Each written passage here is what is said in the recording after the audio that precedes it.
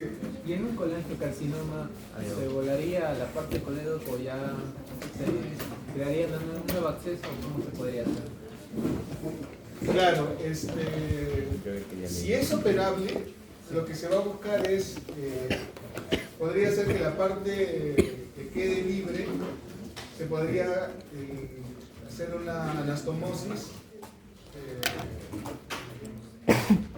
entre el hígado y el intestino, pero regularmente esos casos son inoperables. No se puede. No, el tratamiento va a ser quimioterapia y tratamiento paliativo. Por lo general.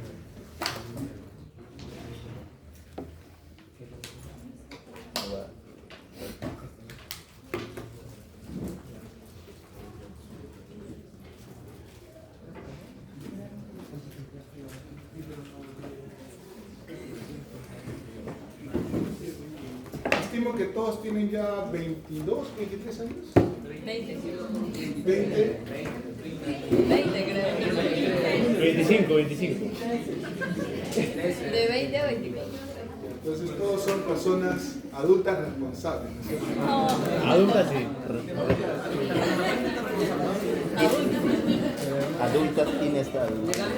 Me dice la señorita Keila que como niños de escuela hay que tomarles la lista. Yo no soy partidario de eso, porque yo considero que ustedes son adultos, futuros médicos, y saben lo que tienen que hacer. Pero por obligación la próxima clase les voy a tener que tomar lista. Muy bien. Amén, hermano. Pero yo creo que cada quien es responsable de sus cosas. Y si he tomado la decisión de ser médicos, Eso. una de las cosas que tienen que ver es, uno, la responsabilidad, ¿no?, que es propia de ustedes. No creo que alguien tenga que exigírselo. Y segundo, el compromiso que tienen para consigo mismo en el futuro. De repente puede pasar que de repente, a mí me ha pasado, hay profesores que son malos, no sé, de repente yo puedo ser un mal profesor y de repente pueden estudiar lo mismo en otro lado. Pero el asunto es que ustedes tienen que ver qué es lo que les conviene realmente. Y lo que les conviene es desarrollar sus armas para el futuro. En el futuro ustedes, en un futuro muy próximo, van a ser médicos. Y habrá quien sea traumatólogo y de repente el metabolismo y la bilirrubina le importa un poquitito, porque va a hacer otras cosas, ¿no? Pero es parte de su carrera como médico, ¿no? El entendimiento general del funcionamiento del cuerpo y tener una idea de qué cosas pasan, ¿no?, aún siendo traumatólogo. De repente, qué sé yo, entender cómo es posible o no es posible cierta actividad quirúrgica en determinado tipo de pacientes, no lo sé.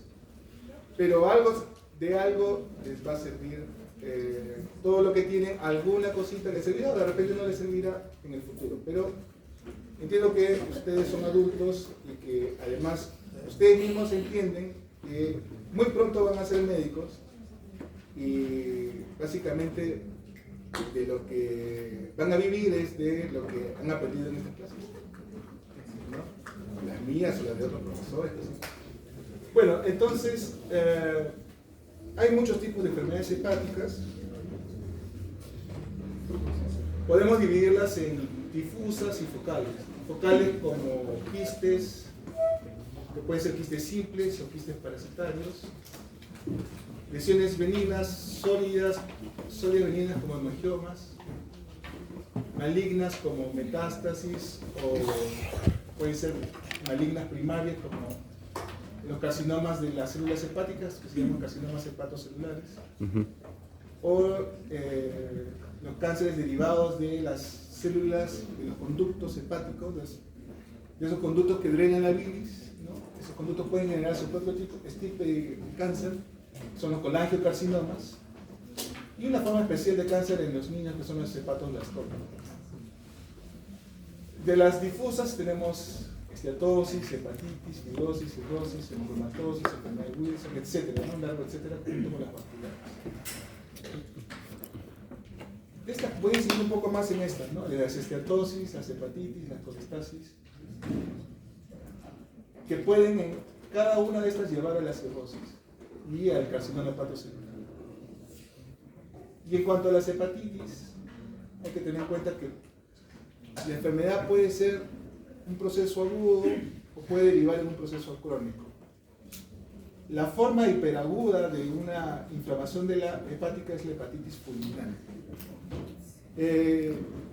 ¿Cuál es un tipo de hepatitis fulminante que ustedes hayan visto? Alcohólica. Conozcan? Por hepatitis A, por hepatitis A.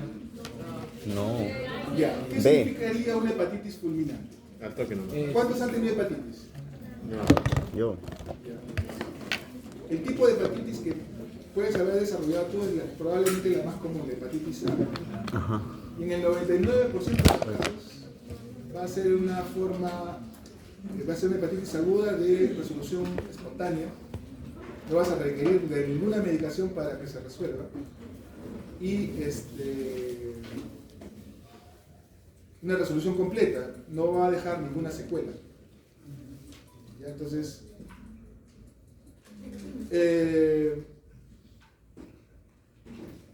pero puede pasar de que en algunos casos hay una forma. ¿A qué edad te duele la hepatitis? 5 años. A los 5 años. Las hepatitis en los niños suelen tener formas más leves. ¿Alguien ha tenido rubiola de adulto? Rubiola. A mí me dio rubiola de adulto, en el internado. Guau. Fue terrible. ¿Y qué pasa? Que el sistema, la hepatitis es, dijimos, una inflamación secundaria a una noxa. Entonces, llega el virus, entra a los hepatocitos y genera un mecanismo de respuesta. Llegan los polimorfos nucleares, los linfocitos, se infiltran, hacen su destrozo ahí en el hígado, mueren células hepáticas y entonces uno comienza a aparecer amarillo, hay producto de tanta liberación de citoquinas, hay malestar general, uno tiene fiebre, cansancio, dolor de huesos, manifestaciones generales, etc. Entonces, esa es la inflamación. Ahora, una forma severa puede ocurrir en los adultos. Si le da la hepatitis a un adulto, puede ser la enfermedad más intensa de la que es en un niño. ¿Por qué? Porque el sistema inmunológico está más desarrollado, es más potente, ya aprendió en sus diferentes infecciones previas, ha aprendido cada vez a ser más potente para desarrollar una respuesta. Y entonces en el adulto esa respuesta, en mi caso con la rubiola o en la de otra persona adulta con una hepatitis A, puede ser muy potente. Entonces los síntomas pueden ser más severos. Pero puede ser tan severa que las funciones del hígado ya no sean lo suficientes como para permitir la vida. Entonces se genera una ictericia muy intensa, se alteran los factores de coagulación, habíamos hablado de las funciones de los hepatocitos, y puede sobrevenir una encefalopatía hepática que lleve a generada por un edema cerebral. Y si esa persona con un hígado tan severamente enfermo no se trasplanta, se muere. Entonces, una de las formas más severas conocidas de insuficiencia hepática aguda o hepatitis fulminante es la intoxicación por paracetamol. Sucede que en países de Europa, principalmente Inglaterra, una de las formas de suicidio es tomar paracetamol. Entonces, la dosis tóxica es Mayor a 3. 3 4 gramos. 4 gramos. Mayor a 3 gramos. 3, 4. más de 10 gramos. ¿Ah, sí? ¿No pastillas? Entonces, ¿Qué nos dijo el Gargamel? Verga. eso puede llevar, imagínate, 3 gramos son 6 pastillas de 500. Claro. Significaría tomarte 2 tabletas cada 8 horas. Eso no mata a nadie. O sea, no, pero ya es hepatotóxico, ¿o no? No, pero te digo, una persona que tiene el hígado normal, se toma 6 tabletas en un día, no es lo recomendable, pero no le va a pasar nada. Pero tomarse 20, 30 tabletas, sí, ya eso sí es. A partir de 10 es entonces, ¿no? Garga, me 10, 12 encanta. gramos. 10 o 12 Sí, va a depender. Entonces eso lleva a una insuficiencia hepática aguda que podría llevar a la muerte. Entonces, o puede ocurrir que haya un proceso inflamatorio tan severo que lleve a una enfermedad fulminante, o puede ocurrir que solamente sea una infección que se resuelva, elimina en esa inflamación, en esa respuesta de defensa, elimina todos los virus A y se restablece todo el proceso, entonces desaparece. Puede que no lo elimine, por ejemplo, el 10% de los adultos infectados por hepatitis B pasa la cronicidad. El 90% lo va a eliminar como una hepatitis A. Pero el 10% no logra, el sistema inmunológico no lo logra eliminar y pasa a una etapa crónica. Y esa inflamación crónica es la que puede llevar a la cirrosis. Esto mismo puede pasar, por ejemplo, en un alcohólico que bebe todos los días. O lo mismo puede pasar con una persona que tiene diabetes mellitus o un obeso que tiene inflamación hepática, lo que se llama ahora MASE, enfermedad hepática asociada al síndrome metabólico. Y puede llegar a la cirrosis por eso. Entonces, y también puede llevar al carcinoma hepatocellular. ¿Qué es la esteatosis entonces? Acumulación de grasa. Normalmente el hígado puede almacenar grasa, pero hay un punto de quiebre. A partir de un determinado punto se considera estetosis. Ese punto es el 5% de depósito de grasa dentro del hígado.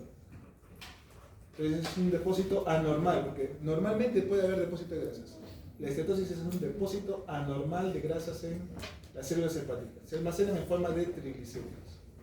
Ahora, la forma como se almacena en el hígado, en las células hepáticas, puede ser como macrovesículas y la otra puede ser como microvesículas. Esta forma de microvesicular es más severa, generalmente genera más inflamación y más daño. Cuando tenemos hepatitis, tenemos marcadores serológicos, tenemos las transaminasas. Si tenemos una hepatitis por virus, se elevan las transaminasas TGO, TGP. ¿Cuánto? Más de 10 veces su valor normal. ¿No? Pero la esteatosis sola puede no generar inflamación, puede haber solamente estetosis. Y entonces no hay un marcador serológico para determinar eso. Entonces, ¿cómo sabemos que hay estetosis? Una es la biopsia y otra es por imágenes. ¿Qué imágenes? La ecografía es el medio más sencillo, simple y económico para determinarlo eso. Entonces, simplemente con una ecografía podemos determinar que existe estetosis. Pero también puede ser por tomografía, ¿no? Y ahí los tomografistas pueden basarse en lo que se llaman la densidad, ¿no? Las unidades Hounsfield.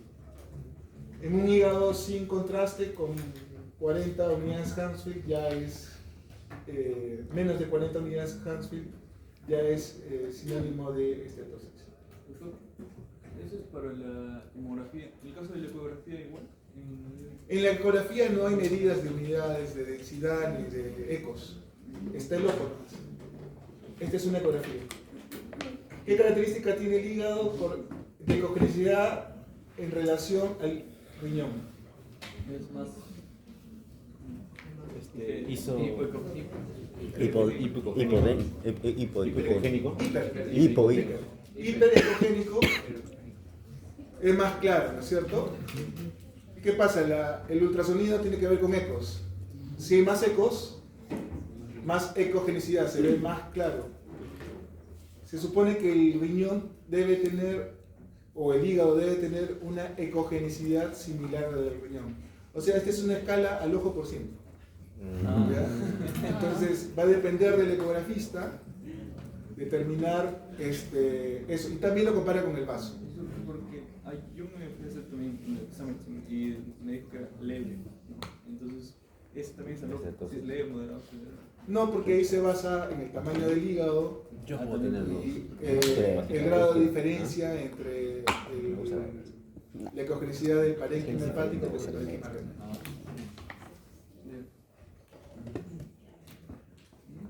Bien, y la resonancia magnética también nos permite hacer ese diagnóstico de esteatosis. ¿Qué causa la esteatosis?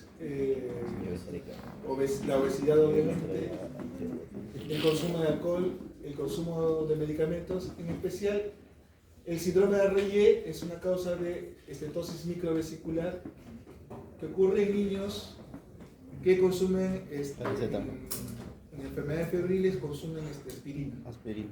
Por eso que se desaconseja usar aspirina en niños para el tratamiento de la fiebre. Ajá, sí, eso sí. No está indicado. La esteatosis por sí misma no suele ocasionar cirrosis, pero cuando la esteatosis genera inflamación, puede pasar. Hay una forma aislada de esteatosis que es esteatosis pura y hay otra forma que va asociada con inflamación. Eso se llama esteatohepatitis. La forma de esteatosis asociada con inflamación puede llevar a la cirrosis.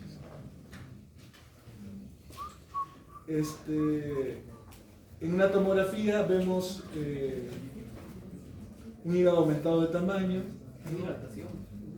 Y no, esto es el contraste, son vasos normales.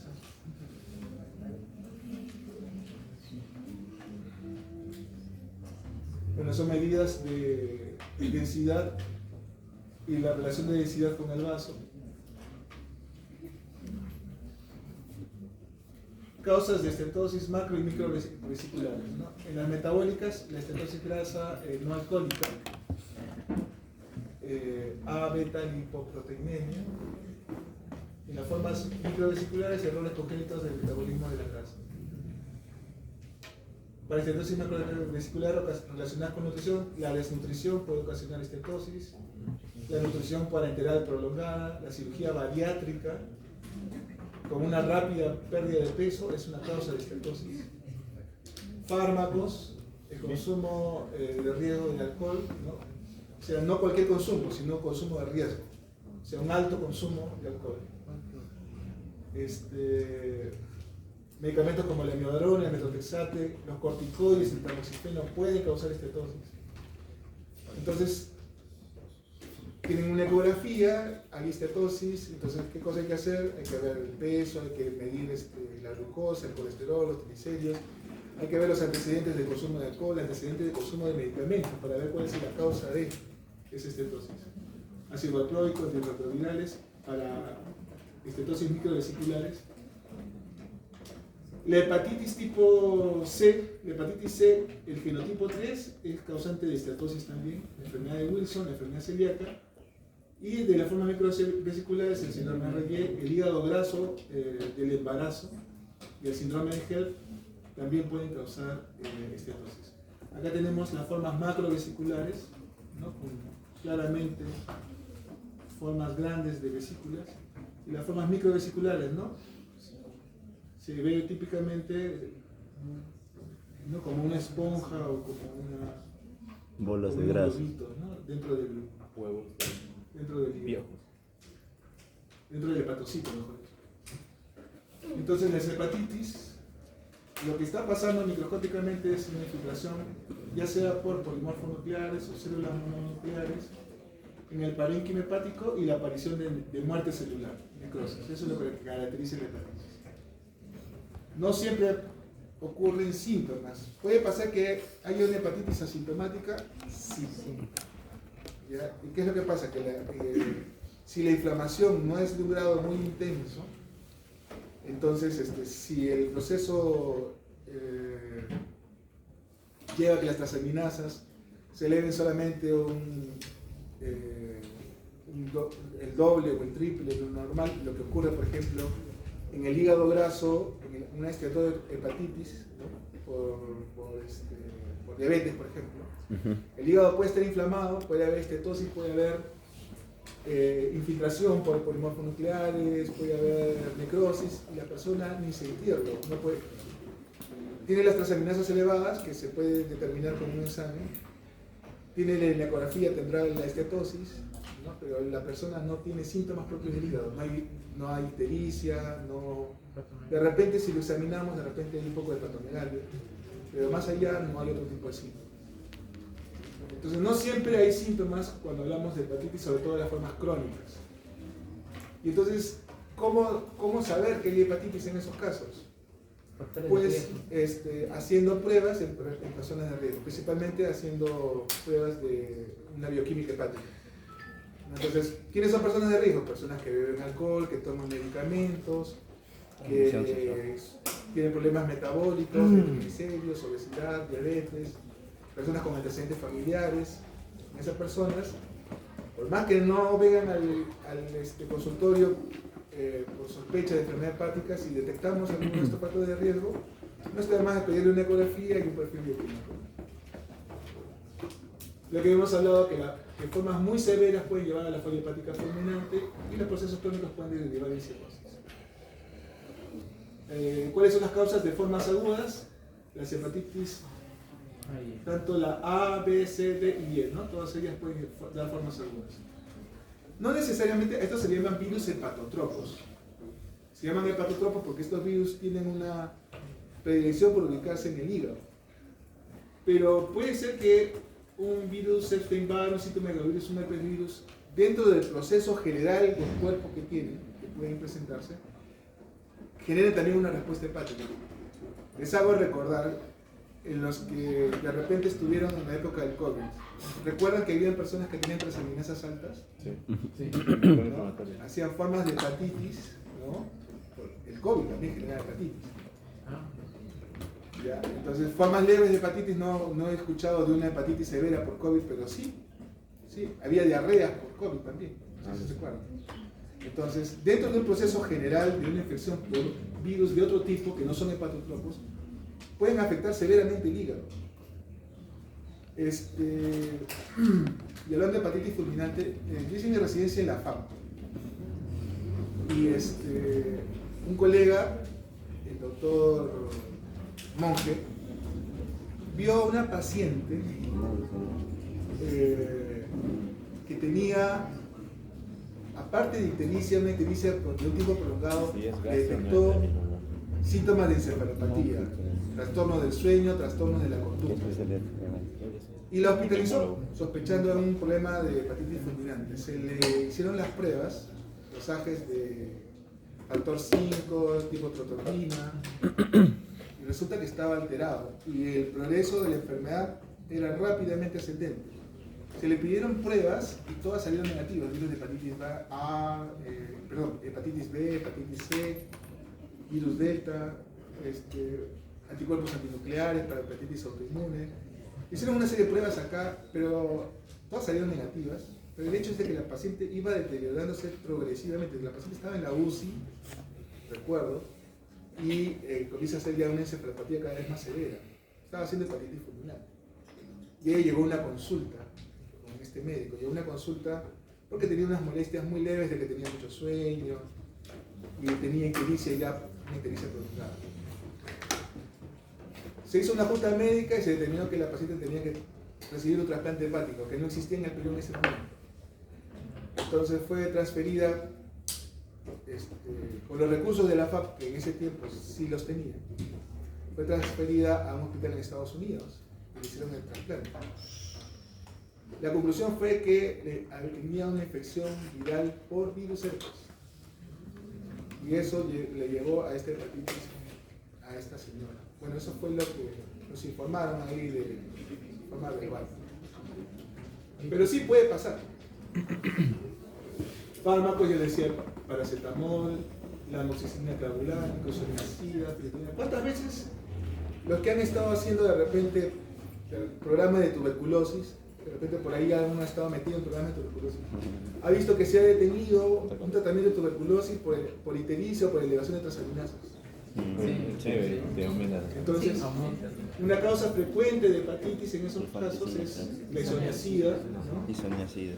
Por hepatitis, ¿no? Fenitoína, ketoconazol, puede provocar hepatitis tóxico-medicamentosas. Metabólicas, por incremento de hormonas tiroideas, formas. Las enfermedades autoinmunes pueden atacar casi cualquier órgano del cuerpo, ¿no se han dado cuenta? Pueden atacar la tiroides, las glándulas salivales, las articulaciones, el hígado. Pueden haber formas de enfermedad autoinmunes de las células hepáticas, hepatitis autoinmunes, y pueden haber formas autoinmunes de enfermedades de las vías biliares, ya les decía, las colangitis autoinmunes. Pueden haber hepatitis asociadas al embarazo, como el síndrome de HELP y el hígado graso agudo del embarazo. Ya les decía que una hepatitis A siempre es aguda, nunca va a haber formas crónicas. El contagio puede ser un día X, pero los síntomas aparecen 2 a 4 semanas después, hasta 6 semanas después pueden aparecer. Es decir, el contagio, yo me puedo haber comido un ceviche con mariscos en agosto y tener síntomas en octubre. Puede pasar. No deja daños, ¿no? O secuelas. No deja secuelas. ¿Por qué? Porque el sistema inmunológico del ser humano es capaz de eliminar completamente el virus. Pero el virus es tóxico. Depende. Sí. El virus de hepatitis A. ¿No? Si no ¿Es deja- hepatotóxico? ¿De por sí causa daño? No es el propio cuerpo que hace el daño, claro. El propio sistema Claro, el inmune. virus por sí mismo no genera lisis celular, daño celular. El sistema inmune. Por eso es que en este tiempo que se están multiplicando los virus dentro del hígado, no hay síntomas. Activamente se están multiplicando los virus en la célula hasta que el sistema inmunológico desarrolla su respuesta. Como que si lo estuviera pensando el sistema inmunológico. Lo piensa, hasta que le manda todo su ejército. ¡Guau! Y cuando le manda todo su ejército, no se pone mal, se pone histérico y todo eso. Se desarrolla toda la respuesta inmune. Pero, ¿qué es la hepatitis en este caso? Es la respuesta inmunológica que genera el virus de hepatitis A. Pero los síntomas son por la respuesta inmune, no por el virus. Y esta respuesta inmunológica va a generar dos tipos de anticuerpo, uno temprano que es el M y el otro tardío que es el G. Entonces, para saber si la enfermedad es aguda, debemos buscar IgM. Y la hepatitis B puede ser tanto aguda como crónica. Entonces, en la enfermedad aguda, si se resuelve, si el virus se elimina, después de que han estado los virus multiplicándose en sangre, que eso es el antígeno en superficie, va a aparecer un anticuerpo protector que es el anticuerpo contra ese antígeno en superficie. El otro anticuerpo, que es el core, va a permanecer positivo de por vida, desde el inicio hasta siempre, el core total. Pero el M es el que me va a marcar agudeza. ¿Ya? Entonces, en este periodo agudo, el antígeno en superficie va a estar positivo y el M va a estar positivo. Después de que ya se cura, si es que se cura, va a aparecer el S.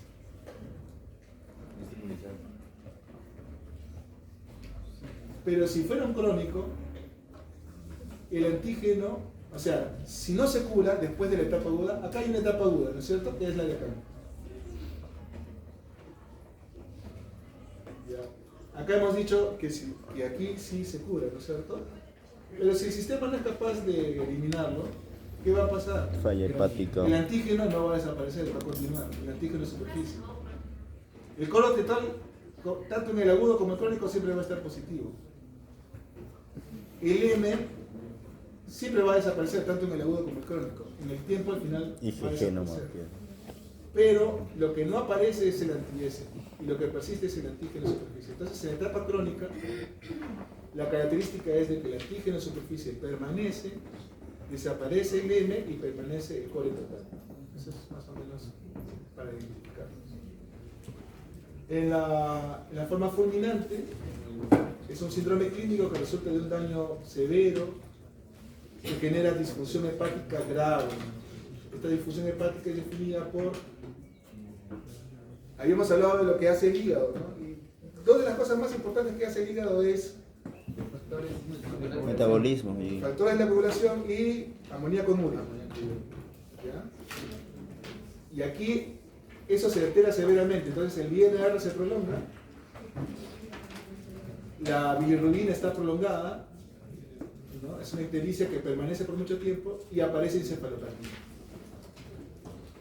Esto ocurre en un plazo menor a 26 semanas desde el comienzo de los síntomas. Y además tiene que ser que esta persona no haya tenido enfermedad hepática previa, ¿no? O sea, no podemos hablar de hepatitis fulminante en un paciente ya cirrótico. Si se descompensa un cirrótico, en todo caso podríamos hablar de una falla hepática aguda sobre un crónico. Hay una debilidad que se llama así. Falla hepática aguda sobre crónico. Pero este no es el caso, ¿no? Debe estar en el paciente libre de enfermedades previas conocidas. Ejemplos, 1%, menos del 1% de hepatitis A, intoxicación por paracetamol, etc. Ya habíamos hablado de colestasis. Esta es una lámina de una colangitis biliar primaria. Este es el tracto portal y lo que vemos es que aquí están las células inflamatorias, ¿no? Alrededor de los conductos biliares. Lo que ocasiona es obstrucción del flujo de bilis. Los marcadores en la hepatitis van a ser pues, las transaminasas, en la colestasis van a ser las enzimas colestásicas que son fosfatosacáridas, digamos las retinas no es biliares. cuando te sale caro. Marcadores clínicos, el prurito. ¿Por qué ocurre prurito en una persona con colestasis? Bilirrubina. Por la urea, Bilirrubina. No es por la bilirrubina, por la Urea. no es por la urea, es por sales biliares. Ay, verdad. Las sales biliares son las que generan, esa retención de sales biliares es la que provocan el prurito. Y el prurito puede ser tan intenso en una colestasis que puede ser un problema clínico importante para la persona. ¿Por qué? Porque no te deja dormir. Entonces, aparte que está amarilla, tiene la imposibilidad de dormir y entonces tienes que tratar el prurito. Uno de los tratamientos para este tipo de enfermedades es el ácido uso deoxicólico que hablamos hace un rato, ¿no? De las sales biliares. Ayuda a solubilizar y ayuda a excretar estas sales biliares, el ácido urso deoxicólico. Entonces, el prurito es importante en un paciente con colestasis crónica, no en una colestasis aguda, sino en una colestasis crónica. ¿Y qué es el prurito? comezón. Se puede definir como la sensación mínima de dolor. ¿Por qué? Porque las fibras nerviosas que dan el impulso para que en el cerebro, en la corteza, se genere la sensación de prurito, las fibras nerviosas periféricas son las mismas que conducen el dolor. Entonces, aparentemente es solamente una forma diferente de una señal que va por una vía común. Por eso digo que es una forma de dolor mínima. Santelasmas, que es la acumulación de colesterol en ciertas partes del cuerpo. ¿Dónde se ven los santelasmas? Párpado. Manos. Si es una persona histérica que se rasca y que tiene santelasma. Colestasis. Las colestasis pueden ser dentro del hígado o extrahepáticas. No intrahepáticas, por ejemplo, una colangitis biliar primaria. Extrahepática es un tumor. Las causas pueden ser nuevamente autoinmunes, inducidas por el embarazo, generadas por medicamentos, parásitos, cálculos, tumores, y iatrogénicas, una cirugía en la cual el clip se fue un poquito más allá y clipó la vía biliar principal. Wow. Los procesos crónicos de colestasis, así como las hepatitis crónicas pueden llevar a cirrosis, las colestasis crónicas también pueden llevar a cirrosis hepática. ¿Qué ven allí? Una dilata. Acá. Hay piedras. ¿Qué es esto? Pues no piedras. Vesícula. La Obstrucción. vesícula, ¿qué tiene acá? Piedra. Cálculos. ¿Qué es eso? No, conducto hepático común. El conducto hepático, y acá tiene un tamaño y acá tiene otro tamaño. O sea, acá está. Inflamado. ¿Y qué pasa acá? Obstruido. Hay un cálculo, ¿cierto? Está obstruyendo y por eso que por encima del cálculo está dilatado, por debajo está normal. Esto nuevamente es una CEPRE. ¿Ya? Este es Colágeno resonancia. una sustancia de contraste que se ha introducido a través de el endoscopio. La cirrosis es la fase final del depósito de colágeno, que llamamos fibrosis. Resulta el depósito de colágeno por las células esteroideadas activadas. Existe una escala Metavir en la cual la fibrosis va a estadios desde el F0 hasta el F4. El F4 ya es propiamente la fibrosis.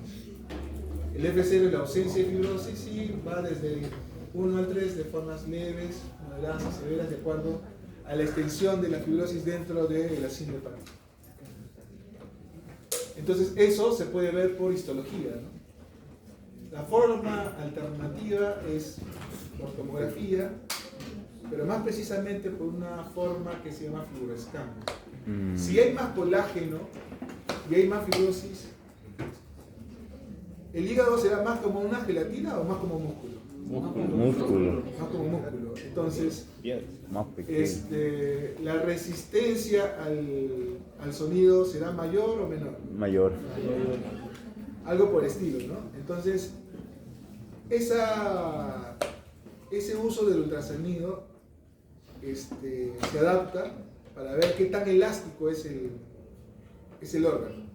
Si es menos elástico, hay más fibrosis. Si es más elástico, hay menos fibrosis. Eso lo hace esta máquina que se llama FibroScan, que es una manera alternativa de medir la fibrosis. Entonces, si uno quiere ver la progresión de una enfermedad hepática, ¿no? Podría usar, en lugar de una biopsia, podría usar este tipo de estudios. Alternativamente, también se pueden usar pruebas de laboratorio sofisticadas, ¿no? Que podrían indicarnos la cantidad de fibrosis, pero de momento lo más adecuado resulta ser o la biopsia hepática o el FibroScan. Puede ocurrir que solamente haya fibrosis, que aparezca fibrosis en una persona que no tiene inflamación, sí puede pasar. Por ejemplo, las personas que toman metotrexate. El metotrexate puede inducir fibrosis directamente sin inflamación. Y el problema es si tomas metotrexate y quieres ver cómo va el progreso o no, tendrías que hacerle transaminasas, pero como no hay inflamación, no se van a elevar nunca. Entonces puede llegar a la fibrosis y no habría alternativa. La ecografía no nos serviría, salvo una forma ya muy avanzada de fibrosis. De repente ahí nos podría ayudar el FibroScan, pero hasta hace algún tiempo lo adecuado era primero tener una dosis máxima de metotrexate, que en este momento no recuerdo, no pasarse de esa dosis máxima que se puede dar en 1 año, 2 años, depende, o usar biopsias hepáticas. Cuando hay más fibrosis, más cirrosis, más riesgo de hipertensión portal y más riesgo de carcinoma hepatocelular. ¿Qué genera la cirrosis? Ascitis. Los bordes del hígado se vuelven romos. El parénquima se vuelve heterogéneo. ¿No? Lo mismo acá en una tomografía. Esta es una ecografía. Y acá también vemos cómo los bordes se ven irregulares, producto de los nódulos de regeneración. El parénquima se vuelve también irregular. Los bordes ya no son finos, sino son bordes romos, obtusos, ¿no? Por ahí que también aumenta el tamaño de la vena portal, si lo podemos ver, por ahí no necesariamente. Esos son los cambios que pueden verse, digamos, en la imagen. En cuanto al laboratorio, las transaminasas, tenemos la TGO y TGP, indican lesión o necrosis. Un valor normal debe ser menos de 40 y la relación entre TGO y TGP normal debe ser de 0.8.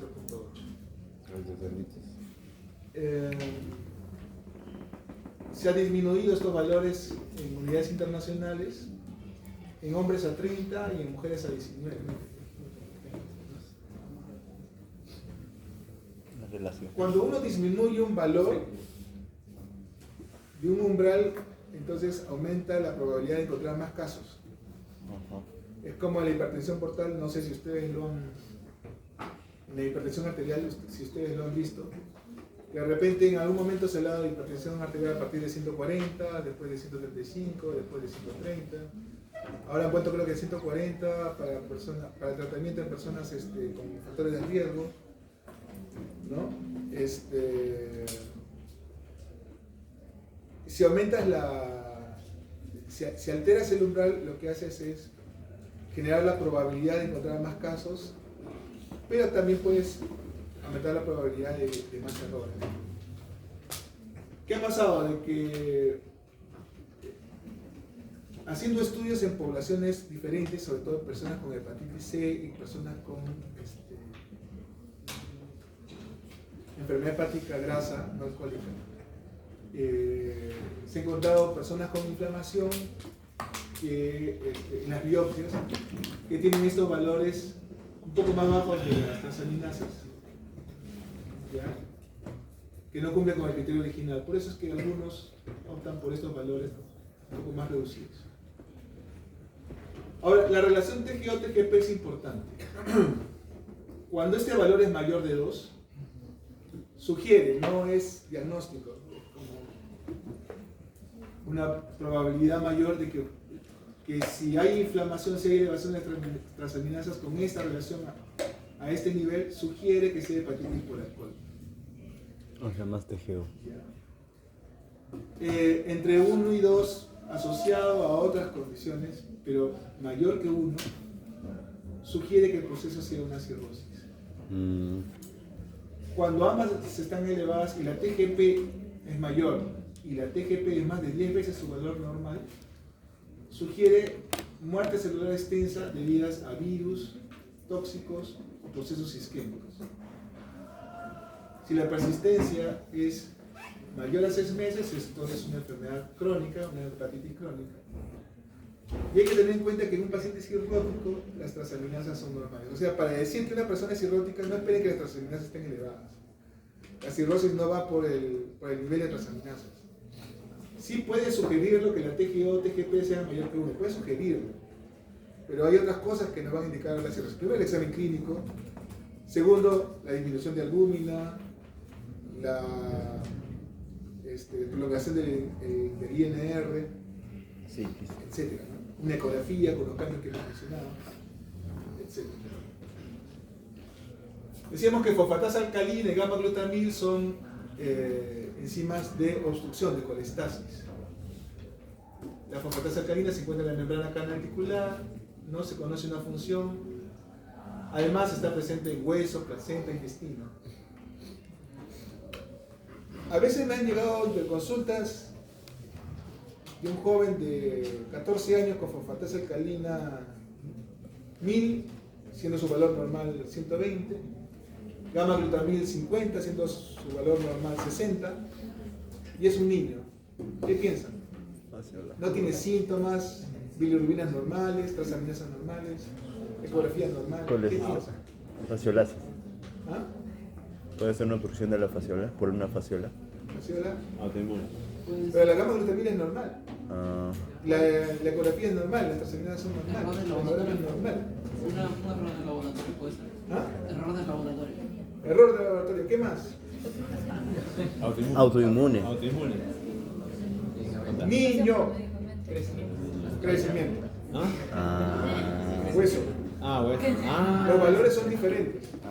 De la fosfatasa alcalina.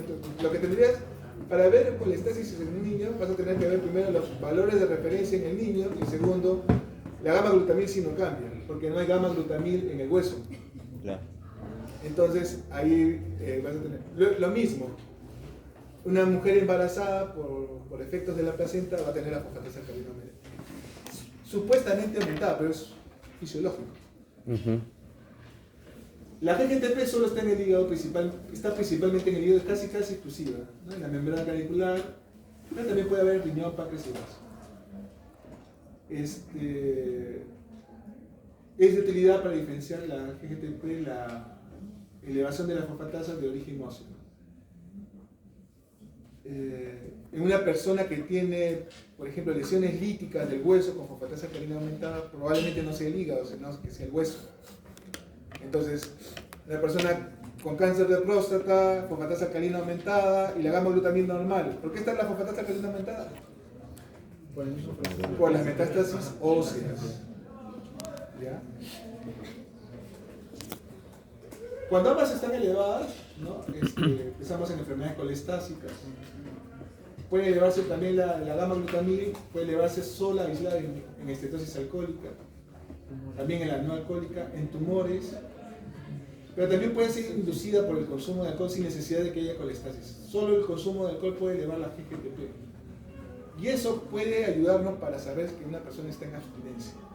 Si le medimos el GGTP permanece, porque aquellos que se dedican a la psiquiatría y hacen el estudio y el seguimiento de pacientes alcohólicos, tienen que ver que la persona realmente no haya bebido alcohol. Y hay formas de verlo. Una de ellas es el seguimiento de la GGTP.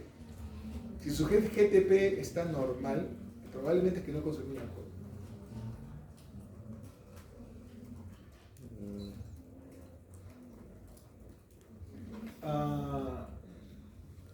Bilirrubinas totales, el normal es menos de 1.1 menos de 1.1.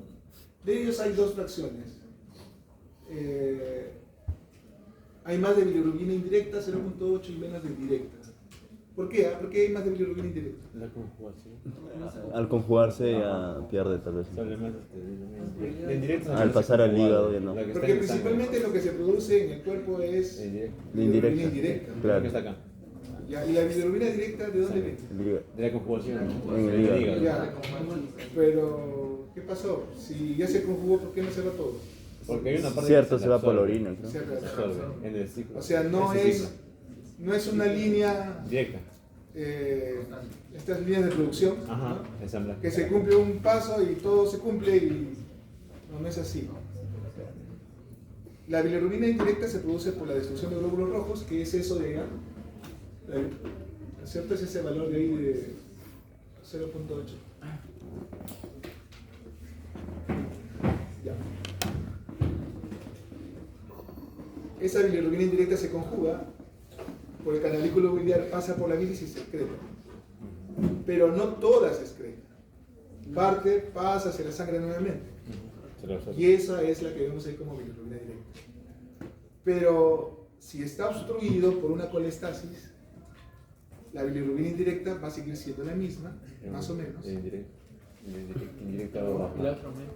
Pero como no sale por la bilis, va a comenzar a aumentar la directa. Entonces una obstrucción biliar, ¿cuál aumenta? ¿La bilirrubina indirecta o la directa? De directo. Directa. La directa. Si este es el valor normal, ¿qué pasa en ictericia? Aumenta. ¿O qué pasa en este? Para que una persona tenga ictericia, Clínica. el nivel de bilirrubina es dependiendo de su tono de piel también. Ujú. En algunos se va a notar más, en otros con menos. Pero entre más o menos 2.5 o 3 comienza uno a notar la ictericia por las esferas, por las cosas subcuales, ya más tardíamente por la piel. Entonces, la forma más temprana aparece pues en la parte de las escleras, ¿no? de la cosa de la conjuntiva. Pero para que ello suceda debe ser más de 2.5. Pero podemos tener elevaciones de bilirrubina sin llegar a ese nivel. A eso se le llamaríamos una hiperbilirrubinemia sutil. El tiempo cronomina también nos ayuda al estudio del hígado y la albúmina. Estas dos elementos de síntesis proteica del hígado son importantes para saber cómo está funcionando el hígado. Solo que la albúmina tiene un tiempo de vida más largo y las proteínas de la coagulación tienen un tiempo de vida más corto. Entonces, la albúmina me va a decir lo que ha pasado por lo menos hace un mes y los cambios del hígado muy tempranamente, en un daño muy agudo, se van a determinar más rápidamente con el INR. El TP mide la función de síntesis de las proteínas de coagulación asociadas a la vitamina K y se eleva en obstrucción biliar, en la cirrosis porque hay menos síntesis, en la falla hepática aguda. La albúmina tiene una vida media de 21 días. En la cirrosis, la hipoalbuminemia refleja una menor síntesis, además de haber un secuestro en el tercer espacio y un efecto de ilusión. Tenemos que tener en cuenta que otras causas de hipoalbuminemia pueden ser síndrome nefrótico, estados catabólicos, quemaduras, las gamma-globolinas. En la cirrosis existe una hipergamma-globulinemia. Ya. O sea, anticuerpos, ¿no es cierto? Gamma-globulina es anticuerpos, ¿sí o no? IgG. Ya. Gamma-globulinas son anticuerpos. Ajá, IgG. Y cuando uno hace proteínas totales en sangre, Albúmina. vienen fraccionadas, ¿no? Una fracción es la albúmina y la otra fracción son las globulinas.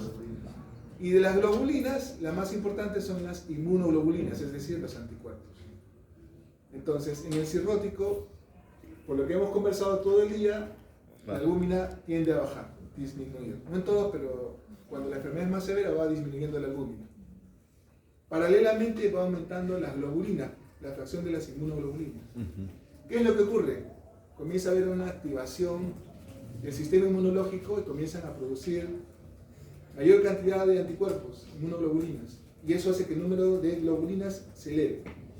Entonces, pongamos, ¿cuánto es el nivel normal de albúmina? El 1.2. Más de 3.5. ¿Y de globulinas? 1, 2. Menos de 3. Entonces, tú puedes tener un cirrótico con albúmina de 2 y globulinas de 4. Se invierte. La albúmina que normalmente estaba más alta que las globulinas, ¿no? 3.5, 4, 5 de albúminas y globulinas 1, 2. En el cirrótico comienzan a bajar las albúminas porque hay menos síntesis de albúminas. Y como se activa el sistema inmunológico y parte de las globulinas son anticuerpos, esos anticuerpos hacen que se aumenten las globulinas y se elevan. Entonces, cuando tú pides en laboratorio proteínas totales y fraccionadas y te van a salir albúminas y globulinas. Las albúminas te van a salir menos de 3.5 y las globulinas te van a salir más, ¿no? El índice de albúminas, globulinas, ese cociente va a ser menor a 1. Ok. Además hay que tener en cuenta que una forma específica de inmunoglobulinas, la G, se eleva en la hepatitis autoinmune y la M se eleva en la cirrosis biliar primaria. Plaquetas. Les dije que teníamos que tener atención a las plaquetas en pacientes cirróticos. La hipertensión portal ocasiona hiperesplenismo y eso lleva a trombocitopenia. La trombocitopenia o las plaquetas menos de 150.000 es un marcador importante de hipertensión portal. ¿Qué pedimos para ver, digamos, ya formas más específicas? Anticore, hepatitis A. Para saber si la hepatitis aguda es de tipo A, pedimos una hemoglobina M. ¿Ya? Sí, es agudo. Aguda, claro. Para eso nos sirve, o sea, si tenemos un paciente con ictericia y con un cuadro clínico de hepatitis, queremos saber si es hepatitis A, pedimos M. ¿Por qué no una total o G? Porque ya puede ser pasada, crónico. Puede ser pasada. Ajá. Entonces, no sé de utilidad en un proceso agudo, la M. En hepatitis B, decíamos que en la Antígeno de etapa superficie. aguda y crónica va a estar el S, va a depender del tiempo. Ajá. Entonces, como nosotros normalmente no sabemos cuánto tiempo está enfermo el paciente, si el M. antígeno de superficie está positivo, inmediatamente vemos el anticore. IgM. Si el anticore IgM es positivo, ¿qué significa? Es activo. Es agudo. Agudo. ¿Claro? Sí. ¿Todos? Sí. Si el antígeno de superficie es positivo y el IgM es negativo, ¿qué significa? Crónico pasado. Ahora, si aparece el anticuerpo contra el S, ¿qué significa? Que Se está recuperando. Que ya se curó o Se está Inmunizado. que se vacunó. Ujú. ¿Y qué significa el core total? ¿Tuvo o no? Que ya tuvo Si tuvo o no. Puede ser actual, puede ser pasada, puede ser que se curó, que no se curó, simplemente significa que ha habido un contacto con el virus. No sabemos si se curó, si no se curó, si es actual o si es pasada. ¿Ya? Simplemente indica contacto con el virus. ¿Cuál me indica que el virus está presente? El antígeno de superficie. ¿Cuál me indica que es actual o pasado? El IgM para el core. ¿Cuál me indica que ya se curó? El Core anticuerpo total. S. ¿Claros todos? Sí. Otra.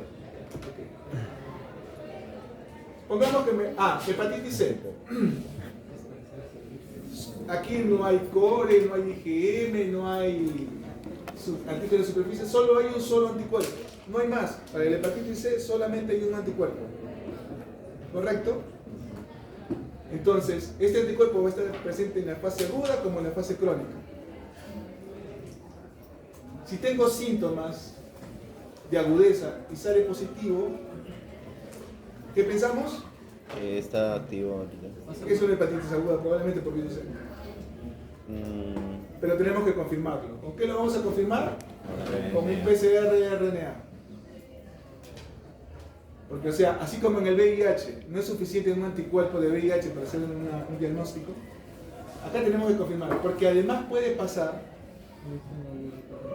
esto de acá es, digamos, este anticuerpo puede significar que es agudo, que es crónico, o que tuvo una hepatitis y ya se curó. Una hepatitis C y ya se curó. Entonces, no es suficiente con tener el anticuerpo. Podría ser que tenga el anticuerpo, vamos, una persona que es drogadicta, que... muchos factores de riesgo. Y de repente le encuentran transaminasas altas. Puede ser hepatitis B, puede ser hepatitis C, B, puede ser virus D, qué sé yo. Si le hacemos el anticuerpo del virus de hepatitis C y sale positivo, podría ser que ya lo tuvo antes y que se curó. Podría ser, quién sabe. Entonces, si el RNA sale negativo con este positivo, podría ser que ya sea una persona que tuvo la infección y que se ha curado, ya no tiene el virus. Por eso que siempre el anticuerpo del virus C hay que confirmarlo con un PCR de RNA. Y está positivo tanto en la fase aguda como en la fase crónica, como en los pacientes curados. ¿Ya? Porque existe una tasa de curación espontánea de hepatitis C. Doctor, ¿y si es asintomático, ya no se trata? Por ejemplo, si es asintomático y sale positivo, podemos sospechar o pensar que ya tuvo, ¿no? Pero puede estar activo en ese momento. A ver, si es asintomático, puede ser una hepatitis crónica asintomática. Ya. Puede ser que tuvo el virus C, que nunca tuvo síntomas y que... ¿Qué tendríamos que hacer? Ver las transaminasas. Ver si hay actividad de enfermedad. ¿Ya? Pero igual, si estamos, por ejemplo, en un ¿dónde se encuentran los asintomáticos? En los donantes de sangre. Son personas supuestamente sanas que van a donar y de repente, ¡pum!, aparece hepatitis C. Ahí no sabemos si es agudo, si es crónico, si ya está curado. Y puede ser asintomático. Y de repente, ese asintomático tiene transaminasas altas. Tiene hepatitis. Resulta que le hacemos un RNA, está positivo. Entonces, esa es una hepatitis por virus C, probablemente crónica, porque no sabemos cuándo se infectó. No hay un IgM que hacerle aquí. ¿Ya? Entonces, no sabemos si es actual o crónica. Lo que podríamos hacer es seguirlo a 6 meses. Si sigue positivo, ya aseguraremos que es un crónico. ¿Ya? Y daremos tratamiento, no si es crónico. Daremos tratamiento cuando hay formas complicadas de la enfermedad o formas avanzadas de la enfermedad. En la hepatitis B es al revés, es diferente, es cuando la enfermedad, cuando hay marcadores de replicación muy alta o de inflamación muy alta, ahí se da tratamiento. En la hepatitis autoinmune, ya, pongamos que es negativo, en esa persona que asintomática se fue a hacer transfusiones, sus transaminasas salieron elevadas, le hacen hepatitis B, hepatitis C, salen negativos, ya, entonces tenemos que buscar algo más. Ya en lo que le piden para la transfusión, ya no está, solamente está hepatitis B y C, tenemos que pedir otras cosas. Entonces pedimos lo que sería ya lo de segunda línea, ¿no? Primero pedimos lo que es más frecuente y pasamos a lo que es intermedio. Buscamos hepatitis autoinmune. Para eso pedimos anticuerpos antinucleares para hepatitis autoinmune, anticuerpos antimúsculo liso, anticuerpos antimicrosomales hígado riñón. Además pedimos IgG porque el IgG se eleva en la hepatitis autoinmune. Si es que es una persona con colestasis, la señora que tiene, digo señora porque generalmente son mujeres, ictericia crónica, prurito, tiene santelamas, le hacemos pruebas en laboratorio, tiene transaminasas altas, fosfatasa sacarina, gamma glutamina elevadas, entonces es una colestasis crónica. Queremos saber qué es. Le hacemos una prueba de imágenes, ecografía, tomografía, la vía biliar no está dilatada, no hay una obstrucción. Si no hay una obstrucción y tiene una colestasis, ¿de dónde puede ser la colestasis? Ya no es extrahepática, sino es Primaria. intrahepática. Y dentro de esas intrahepáticas, una de las más frecuentes son las colangitis biliares primarias y cirrosis biliar primarias. Y allí pedimos anticuerpos antimitocondriales. Además que pedimos IgM total, la medición de IgM total debe ser elevada. La colangitis esclerosante es una cosa más rara, es una enfermedad autoinmune de las vías biliares, en la cual la vía biliar se estenosa por segmentos y se dilata por segmentos. Entonces, si uno inyecta una sustancia de contraste, se ve como un rosario, ¿no? La vía biliar. Obviamente no funciona adecuadamente y produce colestasis. Allí se pueden encontrar positivos los marcadores P-ANCA. Bueno, ya cuando no hay nada de eso, ya nos vamos a lo raro, ¿no? Comenzamos a buscar enfermedad de Wilson, hematomatosis, las cosas ya más raras. Generalmente no pedimos este tipo de cosas porque no son muy frecuentes. Pero, digamos, si hay un antecedente familiar, ¿no?